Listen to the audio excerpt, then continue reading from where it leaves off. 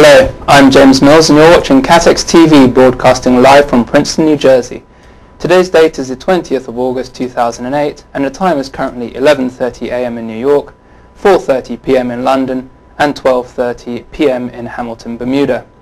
Firstly, on this day in 1911, a dispatcher in the New York Times office sends the first telegram around the world via commercial service.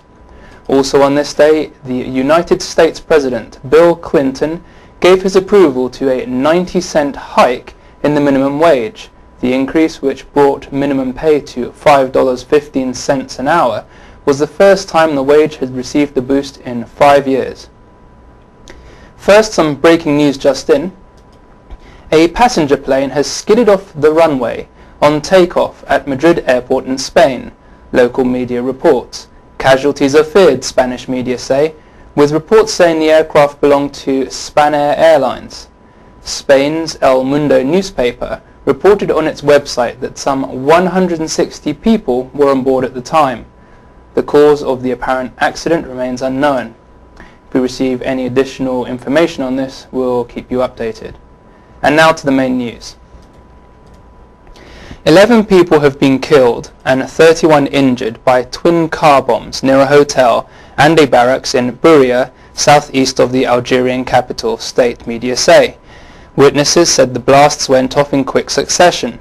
The attacks come one day after a car bomb killed 43 people and injured a further 38 at a police college near Boumediene, east of Algiers. Wednesday's bombs went off near the Hotel Sophie and military headquarters in Buria, which is about 100 kilometers from Algiers. The blast at the hotel hit a nearby passenger bus, reports say. One of the bombs ripped off the front of the military headquarters, and the blast could be heard in a radius of several hundred meters. Pirates have hijacked a tanker with more than 20 crew on board in the Gulf of Aden near Somalia, a global maritime watchdog has said. A distress signal was received and a ship is now thought to be en route to coastal waters near Somalia. The Malaysian-owned tanker is carrying crude palm oil and is thought to have mostly Malaysian and Filipino crew. No direct contact has been made with the captain of the ship, said the International Maritime Bureau Piracy Reporting Center. But the Malaysian International Shipping Corporation, which owns the vessel, is said to be expecting a ransom demand once it is anchored in coastal waters. Tuesday night's hijacking was the fourth in this area in the past few weeks, the International Maritime Bureau said. It has to be said that this is rather surprising given the amount of hijackings in the area, that there has not been some sort of international collaboration to tackle the piracy problem off the coast of Somalia. I'm sure that unless we see some action, we will continue to see these acts being committed in the near future. Tropical storm Faye has crossed the east coast of the United States state of Florida, where it has begun threatening to develop into a hurricane. Forecasters expect the storm to renew its energy as it moves over the Atlantic Ocean and then curve towards the Florida-Georgia border. A hurricane watch, which has been posted for parts of North Florida and Georgia. A state of emergency has been declared for what is the sixth tropical storm of the 2008 Atlantic hurricane season, but officials dropped the hurricane warning early on Tuesday after Faye made landfall near Naples. Several tornadoes were also reported, with one ripping through the Brevard County, damaging more than 50 homes.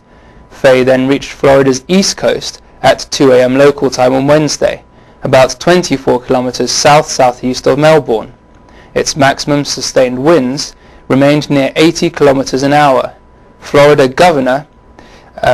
governor in Florida said that Faye appeared to be coming into a hurricane.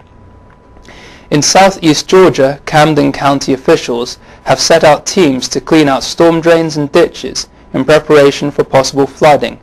The Georgia Emergency Management Agency has also started a 24-hour monitoring operation of the storm.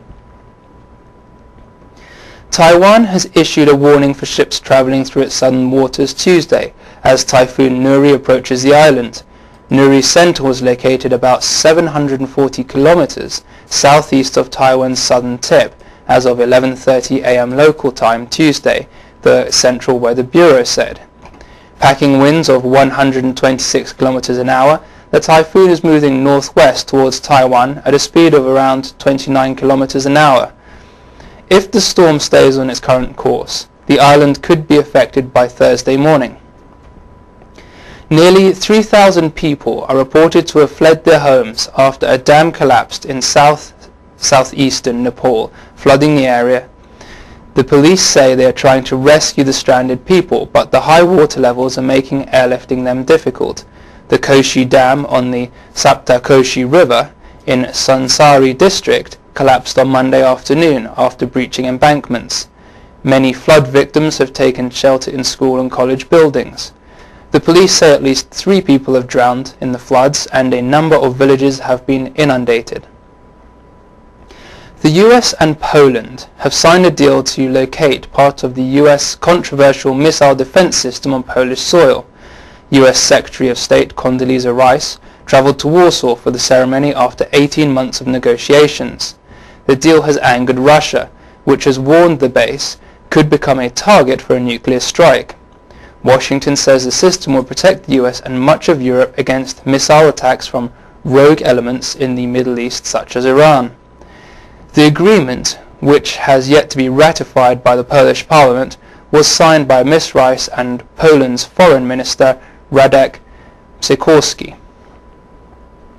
Russia has rejected a draft UN Security Council resolution on Georgia, saying it contradicted the terms of last week's ceasefire deal. The draft text called on Russia to pull back its forces to the positions held before the current conflict, but Russia says the truce allows its troops to stay in a buffer zone on the Georgian side of South Ossetian's border. Moscow says it is withdrawing its forces from Georgia. An official in the port of Poti said the Russians had left.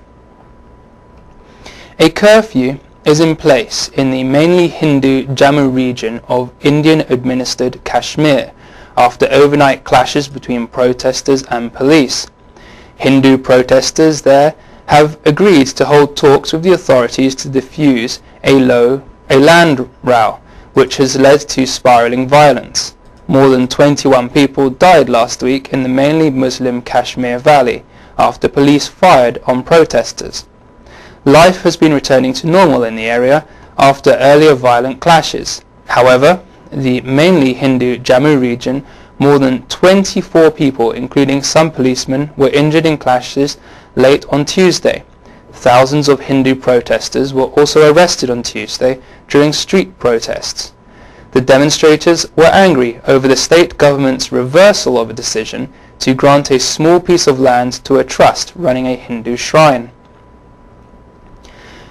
Many domestic airline flights have been cancelled in India after some airport workers went on strike against the government's economic policies. The strikers, belonging to communist unions, are particularly opposed to the privatization of airports.